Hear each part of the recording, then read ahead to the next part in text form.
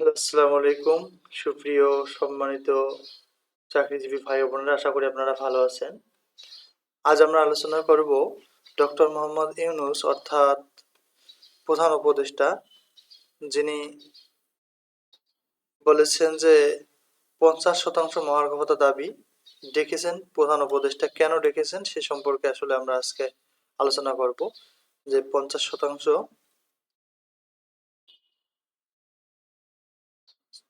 আমাদের ৭ দফা দাবি হলেও মূলত ৫০% মহার্ঘ ভাতা ও পে নবম স্কেল দ্রুত বাস্তবায়ন, এই দুই দফা দাবির প্রতি বেশি গুরুত্ব দেব।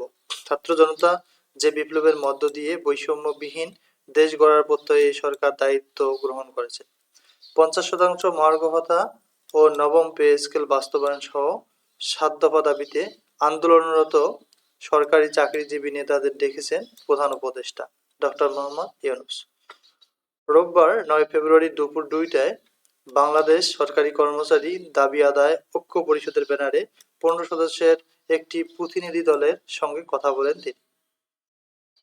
সাক্ষাতের বিষয়টি নিশ্চিত করে বাংলাদেশ সরকারি কর্মচারী উন্নয়ন পরিষদের সাধারণ সম্পাদক ও ঐক্য পরিষদের সমন্বয়ক আসাদুল ইসলাম বলেন, দীর্ঘদিন ধরে এই আন্দোলন করছি। সর্বশেষ ৭ ফেব্রুয়ারি শুক্রবার কেন্দ্রীয় শহীদ মিনারে মহাসমাবেশ করেছি।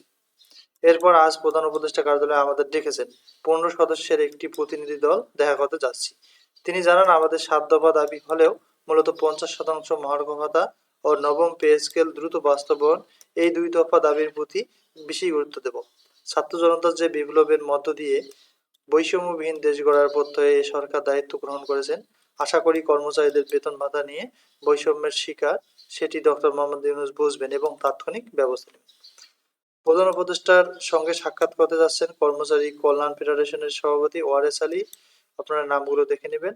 এর আগে শুক্রবার ৭ ফেব্রুয়ারি আগামী ১৫ ফেব্রুয়ারির মধ্যে সব দাবি দেওয়া মেনে নেওয়ার আহ্বান জানানো হয়। অন্যথায় সারা দেশের সব অফিস কর্ম বিরতি সহ কঠোর কর্মসূচির হুঁশিয়ারি দেয় তারা। মহাসমাবেশ শেষে প্রধান উপদেষ্টার বাসভবন অভিমুখে পদযাত্রা করলেন পুলিশ। শাহবাগে পদযাত্রা আটকে দেয় এবং সরকারি কর্মচারীদের উপর জলকামান নিক্ষেপ করে।